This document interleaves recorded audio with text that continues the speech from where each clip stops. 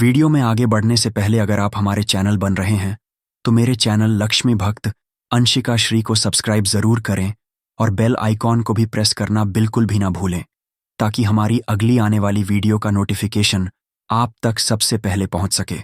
तो मित्रों, ब्राह्मण देवांतक को चारों वेदों और सभी शास्त्रों का कंठस्थ ज्ञान था। वह एक तेज वन और परम बुद्धिमान, गुणवान तथा धर्म के मार्ग में खुद की आहुति देने वाला एक ब्राह्मण था। देवांतक को सभी वर्णनों के लोग बड़ा सम्मान देते थे। नगर में नगर वासियों का सम्मान करते थे। देवांत पर दिन लोगों के घरों में जाकर यज्ञ करता था। दान धर्म के साथ संध्या उपासना भी किया करता था।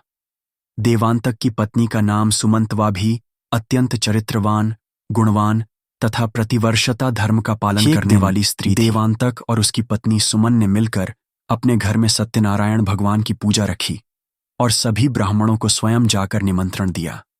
साथ ही नगर में निवास करने वाले समस्त नागरिक को उसने पूजा में सम्मिलित होने के लिए बुलाया। देवांतक की पत्नी ने अपने घर बनाया अनेक प्रकार का भोजन, सभी को भोजन के लिए बुलाया। उसके बाद पूजा के दिन समस्त ब्राह्मण उसके घर पर पधाया। देवांत ने सभी ब्राह्मणों को विधिपूर्वक पूजन किया और उन सभी का बड़े ही प्रेम के साथ आधा सत्कार किया।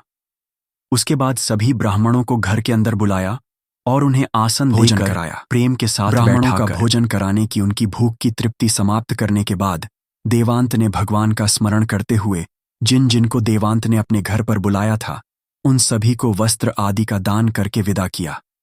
वे सभी ब्राह्मण देवांत और सुमन को आशीर्वाद देकर वहां से चले। देवांत ने सभी को भोजन कराकर और पूजा संपन्न करके सभी को विदा कर दिया। सबको विदा करने के बाद जब वह घर के दरवाजे पर गया तो उसने देखा कि एक कुत्ता और एक सूअर आपस में बात कर रहे थे। जब देवांत ने उस कुत्ते और सूअर की आश्चर्य हुआ। मित्र, कुत्ता वह कोई और नहीं था बल्कि उसके माता पिता ही थे जो पिछले जन्म के प्राप्त कामों के कुत्ता और सूअर बन गए थे।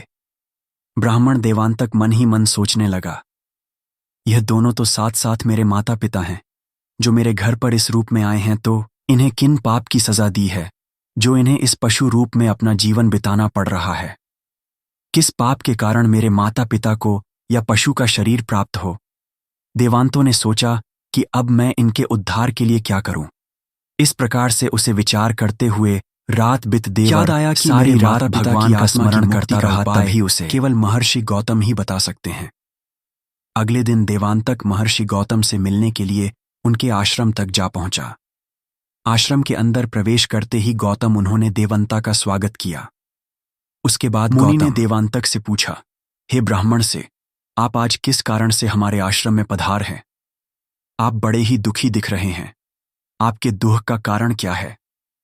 महर्षि गौतम की बात सुनकर देवांतक ने सबसे पहले उन्हें प्रणाम किया।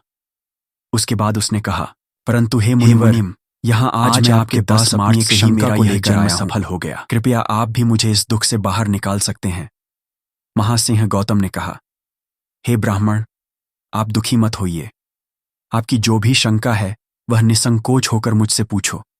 मैं अवश्य तुम्हारी शंका का समाधान भगवान सत्यनारायण का पूजन। देवांतक ने कहा, उसमें अनेक ब्राह्मणों को और भौंखे लोगों को भोजन कराया।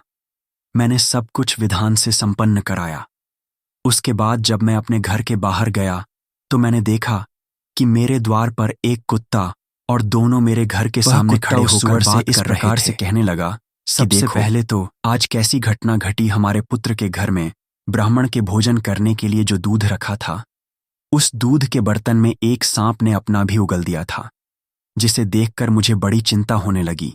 मेरे पुत्र के घर पर दूध से भोजन बनने वाला था। कुछ बनाया जाता और सभी लोग उस दूध को खा लेते तो उन सब की मृत्यु हो जाती।